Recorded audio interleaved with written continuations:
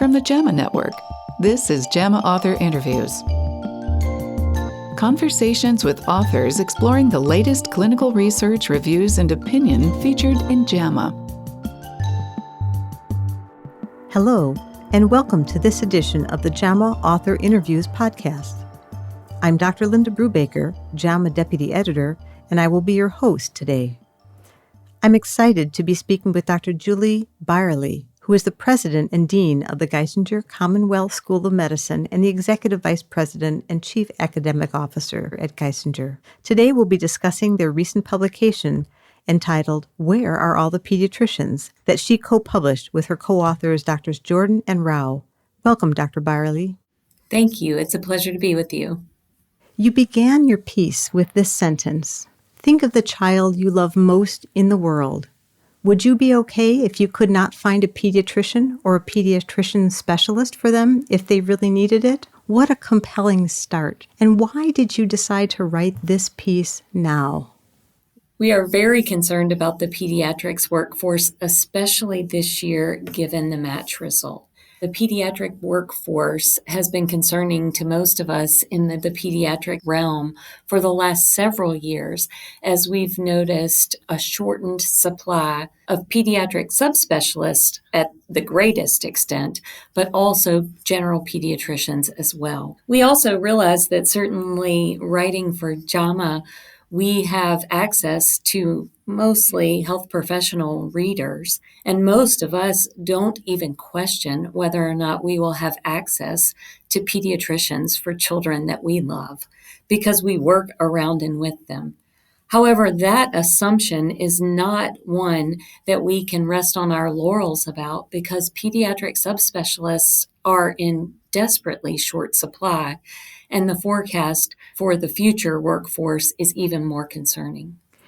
Your piece highlights the issues of financial pressures, both for the individuals in training, the individuals in practice, and also for the health systems. Let's first talk about the financial pressures that may steer people away from choosing pediatrics as a specialty to begin with. Well, as you know well, medical education is really expensive, and most physicians graduate with a large amount of medical school debt. In fact, on average, more than $200,000. And then physicians in pediatrics who see children are the lowest paid physicians generally. And that mismatch of high debt burden from med school graduation and relatively low salary for work and care for children heightens the workforce concerns. None of us go into medicine only for our income, but each of us is likely influenced by income potential as we make our career decisions. And in pediatrics, systems and pediatricians are typically reimbursed less than for comparable adult care. And what are the implications then for health systems? Well, many children are covered by Medicaid insurance. In fact, roughly half of children, slightly under half of children in the United States are covered by Medicaid insurance, which in general, in most states, is reimbursed at a lower rate than Medicare for older adults. And that means that health systems that deliver the same amount of time-consuming care for a patient are paid less when the patient is publicly insured and is young. And that means that systems typically make less for the care of a child compared to the comparable care of an adult, and the providers that deliver that care make less as well. It's my understanding that the complexity of pediatric care is increasing, especially in the realm of mental health. I assume that this is also a contributor to this brewing crisis going on in pediatric care. Certainly, the mental health concerns that our children, young school-age children, and adolescents face have been increasing, especially since the pandemic. Some of this is a good thing because we are recognizing anxiety, depression, and other mental health concerns that likely were unrecognized previously. However, we truly believe that the presence of social media and other factors that influence the day-to-day lives of young people have worsened our mental health state. And that means that more children would like to seek care for their mental health. There are not many mental health providers that specialize in the care of children. And the physicians that are general pediatricians or subspecialty pediatricians are also taking on more mental health care delivery as well. In addition to the financial pressures and the increasing complexity of care, there are also legislative actions that are restricting the ability to practice the full scope of pediatric care. Can you talk about the contribution of those limitations on the well-being of pediatricians? Most of us would like to have autonomy within the clinical space to provide the care that we believe each and every child and each and every adolescent deserves, and the care that will optimize their health and well-being.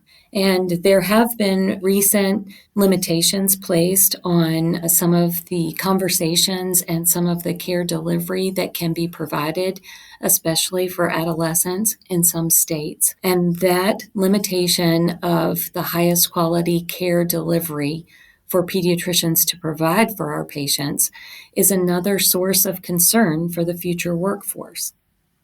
And some of this fiscal and legislative limitations are planting a seed that really endangers adult care. Your article points out, while a healthy childhood does not guarantee a healthy adulthood, an unhealthy childhood certainly makes a healthy adulthood less likely. How true that is. Let's talk a little bit about what recommendations you have for policies that would get us off this declining problem. We believe that, of course, the future of our country and the future of societies globally depend on a healthy childhood that develops into a healthy adolescence and a healthy adulthood. We know that the chronic diseases that the people and populations face often start in childhood and certainly are heavily impacted by childhood habits. A well child with good healthy habits and a robust self-esteem and mental health state is much more likely to become a healthy adult with fewer burdens on the healthcare system at large. So investing in the pediatric workforce, we believe, will have long-term positive implications on the health and well-being of the society. Now, what that means is that each child should have access to the primary care that they need, provided by primary care providers who are well trained to care for children. In addition, children who live with conditions that are in need of subspecialty attention should have access to those physician subspecialists to deliver that care and optimize their health and well-being into adulthood as well. Policy changes that would help to ensure that include improving reimbursement for pediatric healthcare delivery. That sounds like that's really an essential ingredient to helping this situation get righted. Dr. Byerley, we'd like to thank you and your co-authors for contributing this very thoughtful piece and raising this concern to the broad readership of JAMA. Thank you for joining us today. Thank you, and thank you for the opportunity to discuss the piece. This episode was produced by Shelley Steffens at the JAMA Network. To follow this and other JAMA Network podcasts, please visit us online at jamanetworkaudio.com, and thanks for listening.